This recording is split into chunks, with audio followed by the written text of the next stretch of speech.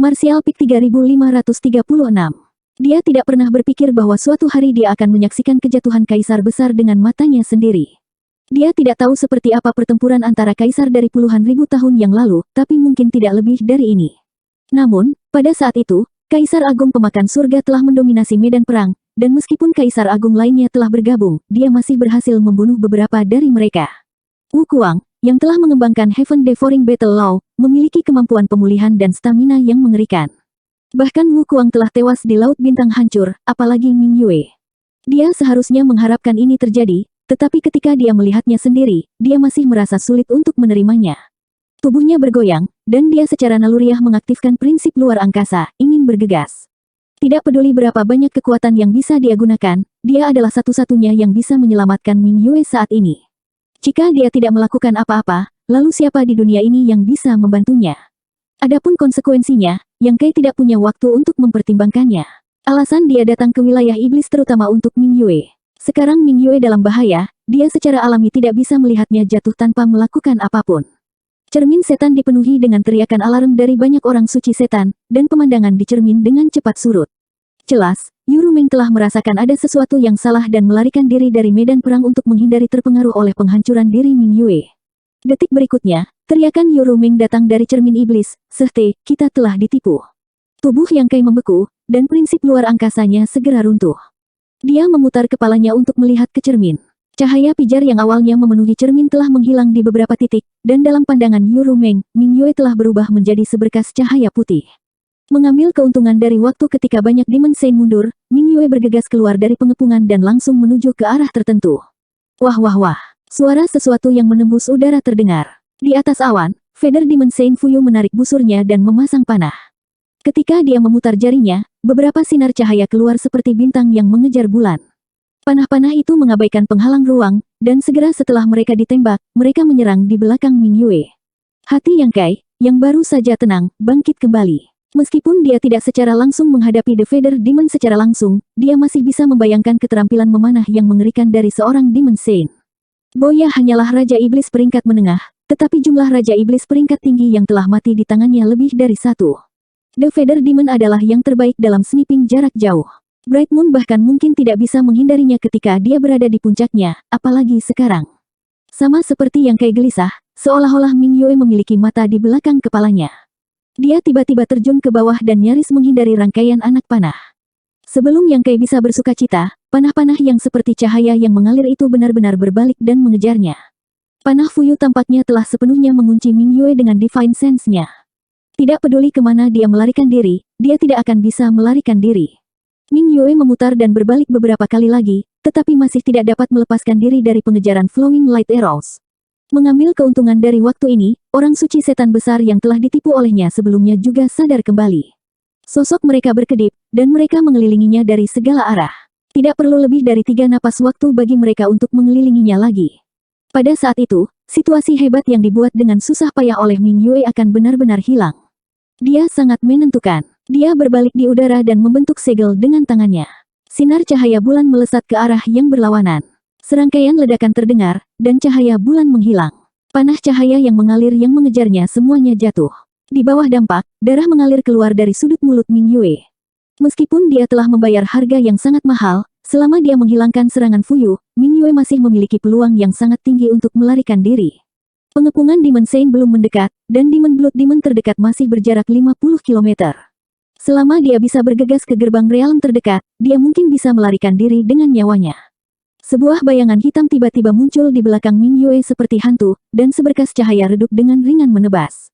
Mata Yang Kai tiba-tiba melebar. Semua darah di tubuhnya langsung berubah menjadi dingin yang menusuk tulang.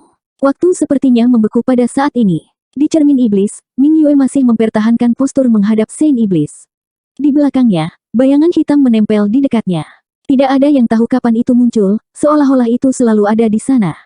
Sebelum sinar bulan benar-benar menghilang, darah sudah menyembur keluar dari pinggang Ming Yue.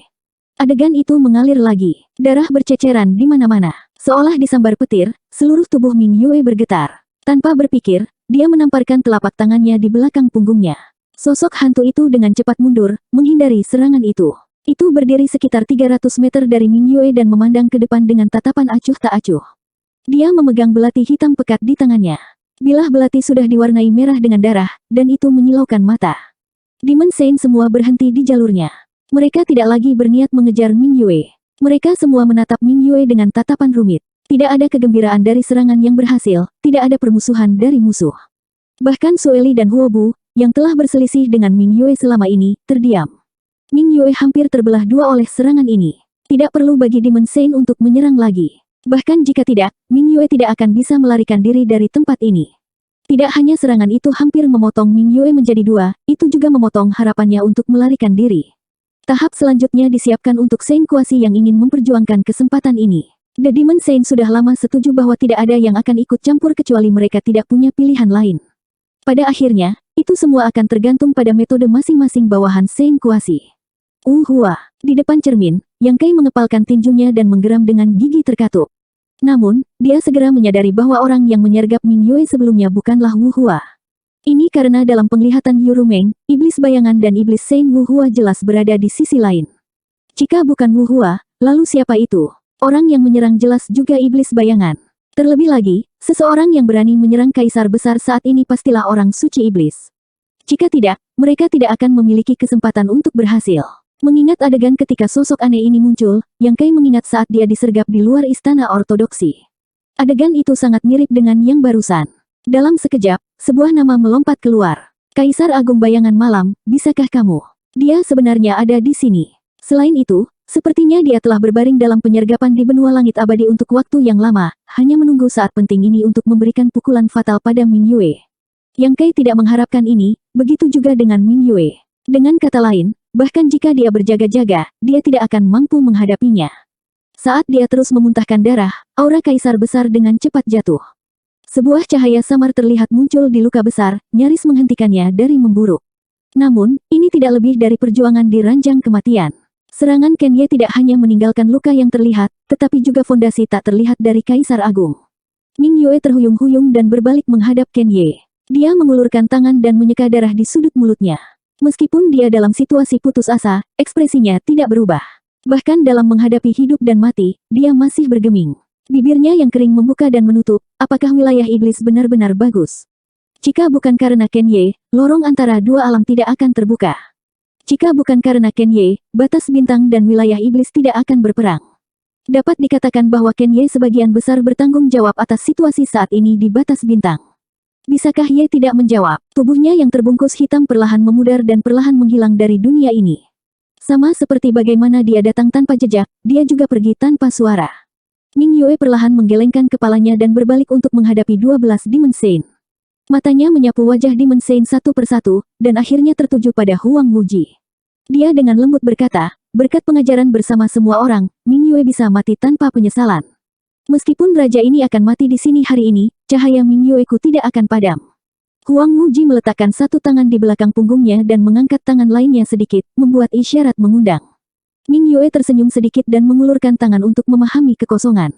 Moonlight Longsword muncul di tangannya lagi. Melirik ke sekeliling, tidak diketahui berapa banyak setengah orang suci yang berkumpul ke segala arah, menatapnya baik secara terbuka atau diam-diam.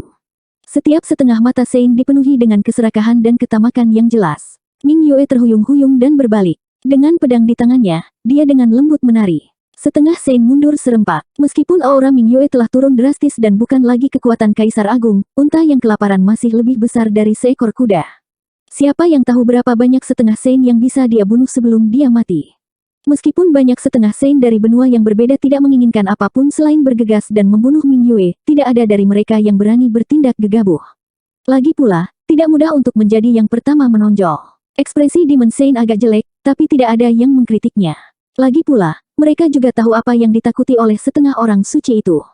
Puluhan ribu mil jauhnya, prinsip ruang angkasa yang Kai berfluktuasi saat ia terus-menerus melintas dan berteleportasi menuju medan perang. Hatinya dipenuhi dengan penyesalan yang luar biasa. Jika dia tahu ini akan terjadi, dia akan membawa Ming Yue pergi setahun yang lalu. Meskipun Sueli dan 12 formasi iblis besar hadir pada saat itu masih jauh lebih baik daripada situasi saat ini di mana 12 iblis Saint berkumpul. Namun, dia juga tahu bahwa Ming Yue belum pulih dari cederanya dan bukan tandingan Sueli. Tidak mungkin dia bisa membawa Ming Yue pergi.